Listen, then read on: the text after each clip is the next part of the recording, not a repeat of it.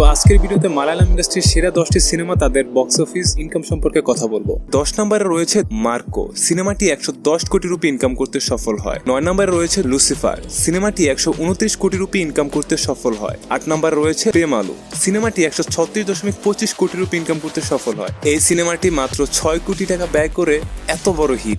7 নম্বরে রয়েছে পুলি মুরগান, সিনেমাটি 137.50 থেকে 152 কোটি রুপি ইনকাম করতে সফল হয়। 6 নম্বরে রয়েছে আভিশাম, সিনেমাটি 156 কোটি রুপি ইনকাম করতে সফল হয়। 5 নম্বরে রয়েছে দ্য গড লাইফ, সিনেমাটি 158.50 কোটি রুপি ইনকাম করতে সফল হয়। 4 নম্বরে রয়েছে 2018, সিনেমাটি 177 কোটি রুপি ইনকাম করতে সফল হয়। 3 নম্বরে রয়েছে থাউডাম, সিনেমাটি 223.60 কোটি রুপি ইনকাম করতে সফল হয়। 2 নম্বরে রয়েছে 2024 সালে মুক্তি পাওয়া সিনেমা মানজুমাল বয়েজ, সিনেমাটি 242.25 কোটি রুপি ইনকাম করতে সফল হয়। নম্বরে রয়েছে এল টু এমপিওরান, সিনেমাটি 268.05 কোটি রুপি ইনকাম করতে সফল হয়।